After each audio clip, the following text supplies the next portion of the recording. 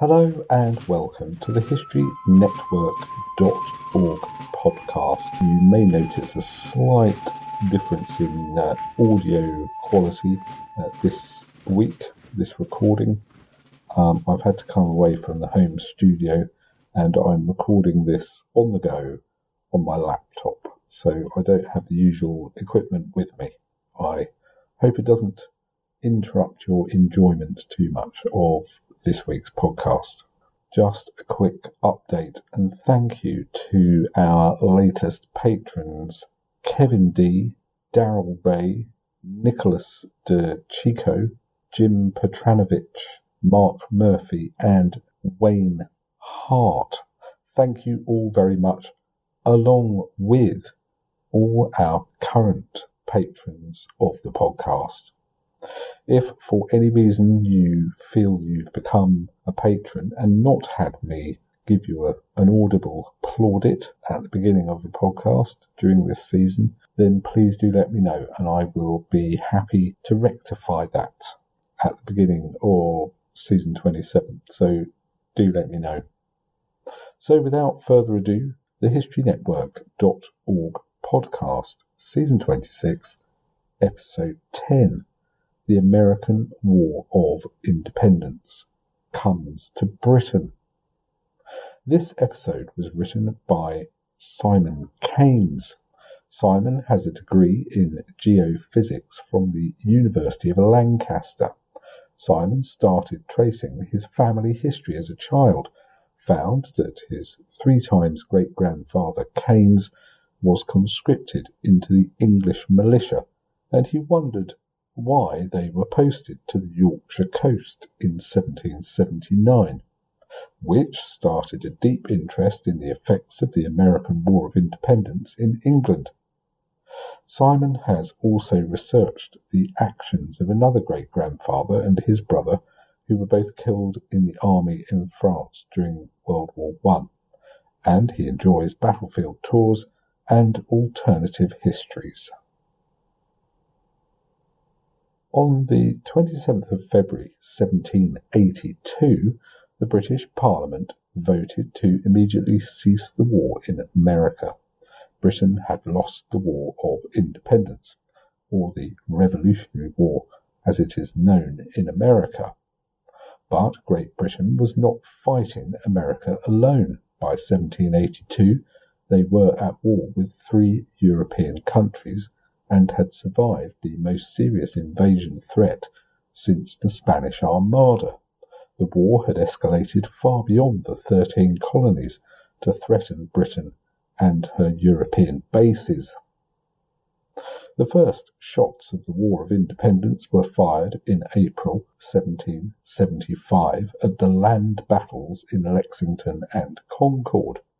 King George III was keen that the Royal Navy should play a full part in the war and agreed to the policy of distressing America. The rebels should be annoyed by sudden and unexpected attacks of their seaboard towns. A fleet of 5 ships bombarded and burnt the town of Falmouth, Massachusetts on October the 18th, now the site of Portland in Maine. And on New Year's Day 1776, another 4 ships bombarded Norfolk, Virginia. There were many other examples, including in July 1779, when another 3 ports in Connecticut were attacked. When the Continental Congress, forerunner of the American government, heard news of the Falmouth attack, they immediately authorized the purchase and arming of the first ships of the Continental Navy, which became the United States Navy. However, one member of the Marine Committee of Congress, Robert Morris, stated, "Our infant fleet cannot protect our own coasts. It should attack the enemy's defenseless places and obliged them to station more of their ships in their own countries."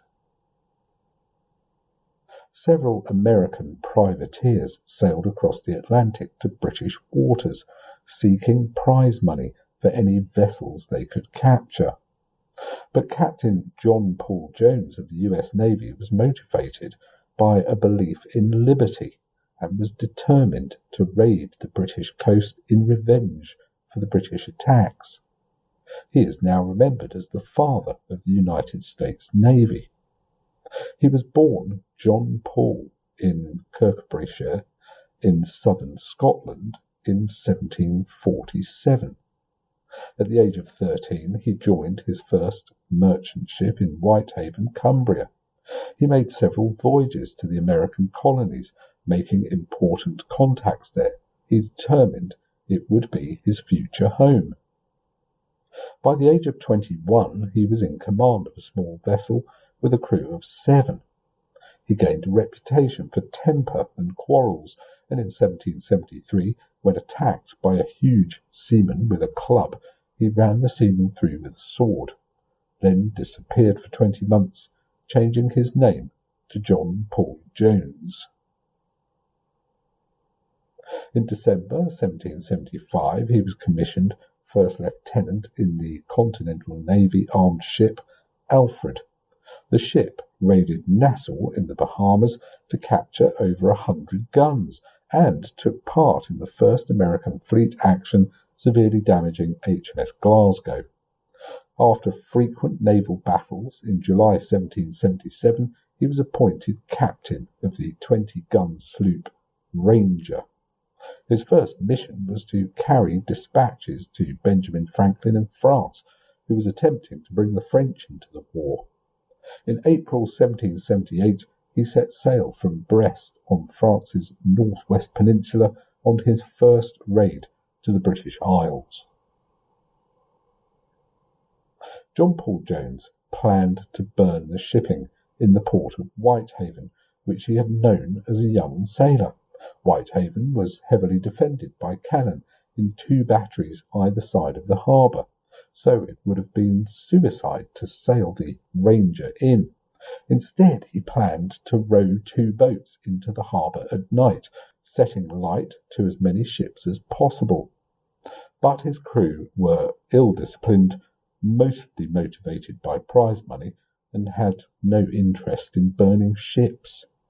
The first and second lieutenants made excuses not to take part, so Jones commanded one of the boats. When his boat reached the harbour, Jones himself, with 1 other man, climbed onto both of the forts and spiked all the guns without waking the guards. His boat crew were about to row away without him, and claimed their lanterns had gone out, so they could not make a fire. So Jones got a fire from a house and threw one of his large combustible candles into a ship, followed by a barrel of tar. Meanwhile, the other boat's crew also managed to lose their light, and so went to drink in the nearest tavern. The Ranger had sailed towards the harbour, picking up the returning crews, allowing them to escape. After this raid, Jones made no attempt to escape any pursuit by the Royal Navy and sailed across the Solway Firth to the home of the Earl of Selkirk, intending to take him hostage to force an exchange with American prisoners of war in Britain who were being held in terrible conditions. The Earl was not at home, but Jones's crew demanded that they take the valuable family silver plate in revenge for the British burning American civilian homes. They then attacked the British sloop Drake in Carrickfergus Bay, Northern Ireland. The ships were well matched, but probably by skillful manoeuvring, Jones was able to damage the rigging of the British ship and kill the senior officers, so that she was forced to surrender, and the crew got the prize they wanted. Both ships sailed safely back to Brest. Jones had taken 164 British prisoners, and along with over 60 others were exchanged for 228 American sailors in British prisons. Many of these Americans joined up to sail on Jones's next raid. It was not until the 9th of August 1779 that Jones was able to set sail on a second voyage, having finally found a frigate which he named Bonhomme Richard, and was accompanied by 4 French vessels, 2 frigates, a corvette, and a cutter. He had to search France for suitable guns and search harder for any crew for his ship.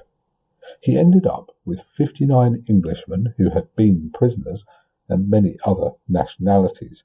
Jones was officially in command of this entire squadron, but the other captains had to be persuaded to follow any of Jones's plans. The second largest ship of the fleet, the frigate Alliance, was captained by Pierre Landais, who has been described as strange and half mad. It disappeared early in the voyage and only rejoined them later at Flamborough. The ships cruised around the west coast of Ireland and the north of Scotland, collecting small prizes as they went, heading for Leith, the seaport of Edinburgh.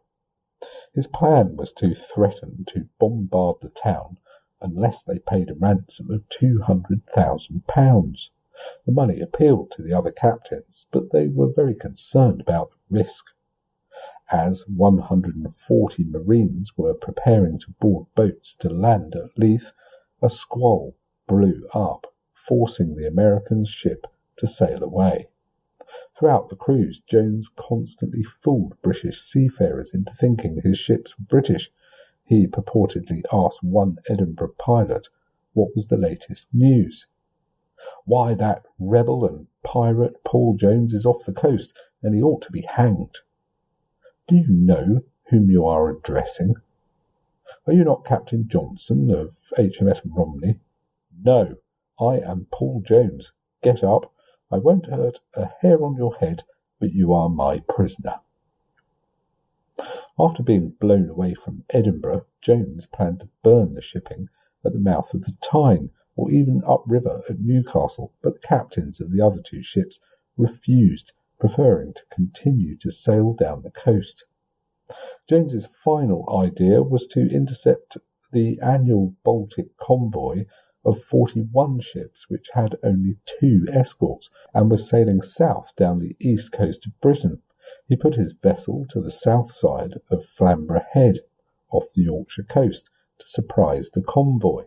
The French ship Alliance had finally reappeared, but would not answer Jones's signals. As the convoy sighted the Americans on September the 23rd, the merchant ships turned and fled towards the safety of the guns of Scarborough Castle, where their escorts blocked the attackers. The 2 small ships of Jones's fleet took on the smaller escort, while Jones approached the larger British frigate HMS Serapis. The British ship was faster, with more powerful cannon, and at the beginning of the action 2 of Jones's largest guns exploded. Jones realized his only hope of winning was to grapple the enemy ship and use his extra manpower to fire from the masts and board his opponent. The battle lasted 3.5 hours, with the Bonhomme Richard slowly sinking under the continuous point-blank cannon fire. Most of Richard's cannon were out of action. The captain of the Serapis shouted, "Do you ask for quarter? Do you surrender?" There are various versions of Jones's answer, but the one which is still famous in America is, "I have not yet begun to fight." The master-at-arms let loose the prisoners, thinking that the ship was about to sink, but Jones persuaded them to man the pumps to avoid drowning. An hour after the start of action, the Alliance approached and fired 3 broadsides, but mostly hitting the Bonhomme Richard through stupidity or perhaps outright treachery.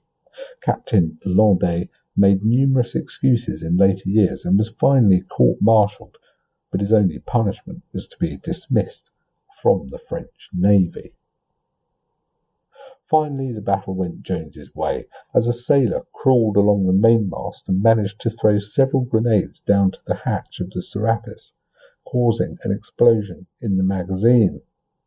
The Richard's 3 remaining guns continued to fire, the topmen continued to fire down to the deck, and the Serapis's main mast started to fall, so that finally it was Captain Pearson who agreed to surrender. The whole battle had been watched in the moonlight by a great number of people looking down from Flamborough Cliffs. The Bonhomme Richard sank on the second morning after the battle, but Jones and his crew sailed their British prize triumphantly into the Texel in the Netherlands on October the 4th. However, Jones's entire voyage and the planned raids on the north-east coast had been designed as just a distraction, a decoy from a far more powerful threat planned in the English Channel. France and Spain had been heavily defeated by Britain with losses of territory in the 7 Years' War and were looking for revenge in the endless European round of tit-for-tat. The French recognized the United States of America in February 1778, and Spain was persuaded to declare war in July 1779 after signing a secret treaty with the French, who promised to never stop the war until Gibraltar had been recaptured. Over the previous century, the French had dreamed of invading England, and with the aid of spies who surveyed the coast and ports, had drawn up detailed plans of exactly how their army would crush the English. The plans even showed the best way to cross the moat to take Windsor Castle. In 1779, with the British Army and Navy occupied in North America, the best opportunity had arrived. A force of 30,000 French troops assembled at Le Havre and St. Malo, ready to be carried across. On June the 3rd, 25 French battleships sailed south to meet a Spanish fleet of 36, but it was several weeks before this Spanish fleet set sail, and sickness had already started to spread in the French ships. The general plan was to occupy the naval base of Portsmouth and hold the Isle of Wight as a base. The armada sailed into the Channel and arrived off Plymouth, causing great alarm, but they seemed to be under orders to find and destroy the British fleet to gain naval superiority before collecting the troops for invasion. The Royal Navy Channel Fleet was under command of Sir Charles Hardy, but he had only 30 ships of the line. Sir Charles was by nature very cautious, and in this situation this seemed to be the right approach, to keep his small fleet intact, not risk being destroyed in a full-scale battle. For 6 weeks he dodged the Franco-Spanish armada, as it was blown up and down the Channel and confused by fog. Sickness spread rapidly through the fleet, and they grew short of provisions, so finally had to sail back to Brest, arriving on September the 15th. 8,000 sick men were taken off, and many bodies had already been thrown overboard. The war continued with many hard battles and some severe defeats for Britain in Europe. In August 1780, a fleet of 36 Spanish ships of the line found a British convoy of 63 merchant vessels and captured 55 of them, one of the greatest losses in any British naval action. The Spanish besieged Gibraltar for 3 years, finally trying a grand assault, including 10 heavily armoured floating batteries, but Gibraltar held out. The French and Spanish did succeed in capturing the British base at Minorca after a final siege of Fort St. Philip, lasting over 5 months. On the 6th of June 1781, 2,000 French soldiers landed on Jersey and quickly occupied most of the island. The governor signed a surrender document, but Major Pearson disobeyed the order and assembled a force of soldiers and militia who fought the French in the main square in St. Helier. Both commanders were killed, but the French were defeated. Britain also declared war on the Dutch Republic in 1780 to prevent them trading with the United States, although the first reason given in the declaration was that the Dutch had sheltered John Paul Jones when he arrived in the Serapis. This was another drain on the resources of the Royal Navy, blockading the Dutch coast and attacking Dutch colonies around the world. So it was hardly surprising that the British lost naval superiority on the American coast in 1781, and a French fleet were able to blockade the British army at Yorktown, forcing them to surrender, leading finally to the end of the war. After the war in 1788, John Paul Jones received a commission as captain of the fleet from Empress Catherine the Great of Russia, and became known as Contradmiral Pavel Ivanovich Jones. He commanded the Russian fleet in the Black Sea during a war with Turkey. On the night before the Second Battle of the Leman, Admiral Jones rowed a small boat right through the Turkish fleet in disguise to make a detailed reconnaissance, and then defeated the Turks the next day. He moved back to Paris and died in 1792, aged only 45, perhaps as a result of his numerous naval battles.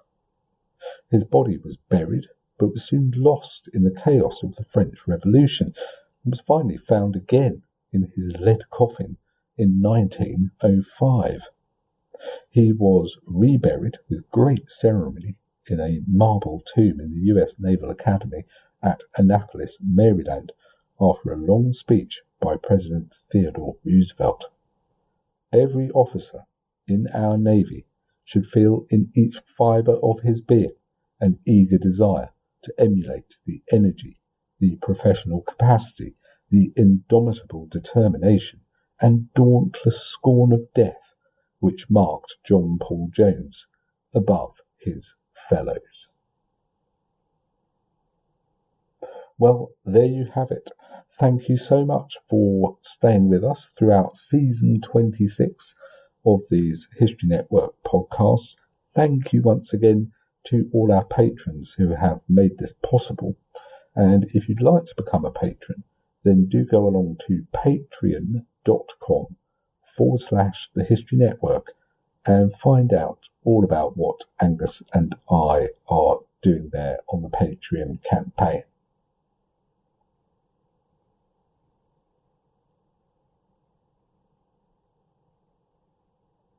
We will be back in a few weeks' time with the start of season 27, so do join us then. Thanks again for listening. You've been listening to the HistoryNetwork.org podcast, written by Simon Keynes, read by Nick Barker.